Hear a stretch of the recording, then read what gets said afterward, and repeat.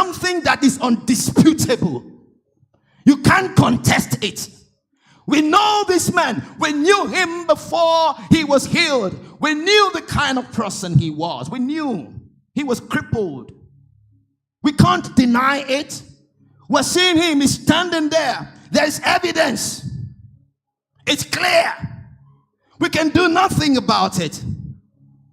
But when they had commanded them to go aside, he said, okay, there's nothing we can do. But can you just step aside to the porch? Just step aside to that corner. Let's talk among ourselves.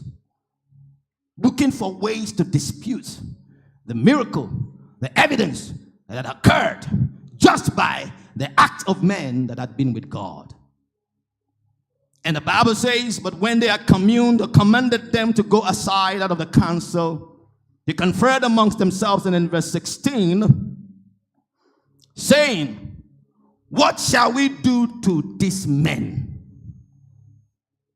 For indeed that a notable miracle has been done through them is evident.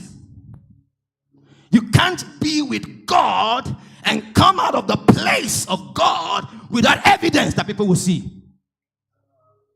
If there's no evidence, then you need to question how you spent that time. Because when you live here, you see, everyone who goes through a time of waiting will definitely be visited by the devil, as Jesus was.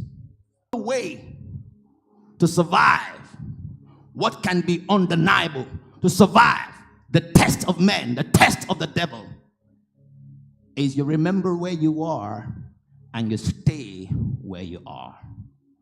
There is a secret place of possibilities. It's not possible with men, but it's possible with God. When people at your workplace begin to realize that you, who is a cleaner, can bring solution to serious business problem, things that would challenge management principles, but because you are there, do you know what time with God does? It's not just to make you a speaking or a tongue-speaking Christian. It's not to make you someone who can pray. It's to make you a solution to men's problems. It's not so that we can say we prayed 6 hours, or we can even say we were praying every night for 1 hour. I participated. No. All that is not the end. That is not even it. That is just a place where God has brought you to so you can begin to solve issues of life. We were here all the while. This cripple has always been here at the beautiful gate. We all pass him. Who says he doesn't see him? Because the man was positioned at the porch. So there's nobody who would enter that tabernacle, that temple, that would not notice that man. So it's an obvious issue.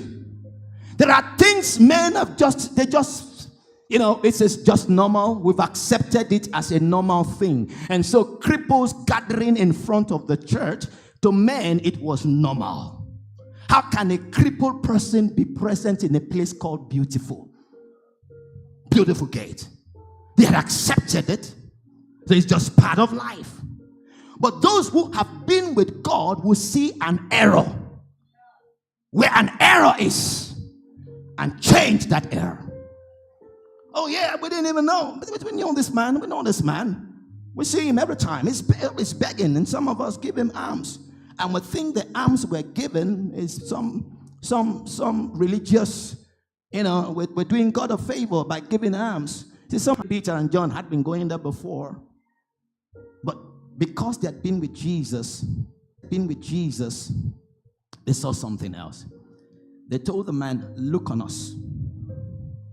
Look on us. What do you see? Look on us. When people have encounters with you, they must see something about you. When they saw, look on us. Can you boldly tell someone, look on me? Look on us. Can you boldly tell someone, look on me? Look on me. Look on me. What do you see? A man who's been with the Lord, who's been with Jesus, is a man who has something to offer. If God would do the impossible, He will call you to a secret place. Think of anyone God ever used.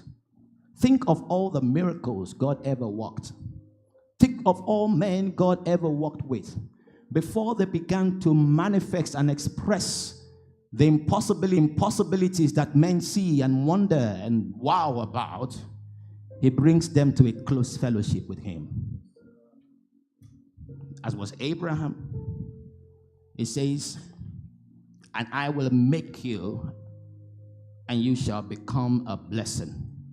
Before you become a blessing and throw out those things that people would be excited about, would be amazed about, there is a making of you. Think of other people. Gideon, mighty man of valor. And God was going to give him an impossible task. Think Gideon went to battle immediately? No! Gideon had time. There's a lot that you don't even know of. Self again. Thank you, Pastor Peter. First week was believe again. Dream again. Second week, believe again. Third week, think again. And now it is what? What's it again? Live again. Because there's a lot that you have. There's a secret place of possibilities. What men consider impossible is possible with God, but by men who can spend time with Him. They knew they had been with Jesus. When you live here, remain in that secret place. It's not that you visited and you left. You want to ask God, please keep me here. Let me abide. Elijah would say before Ahab, as the Lord liveth, before whom I stand. So you don't even need to come to church to carry the altar of God wherever you go. You're talking to your boss. As for whom I stand,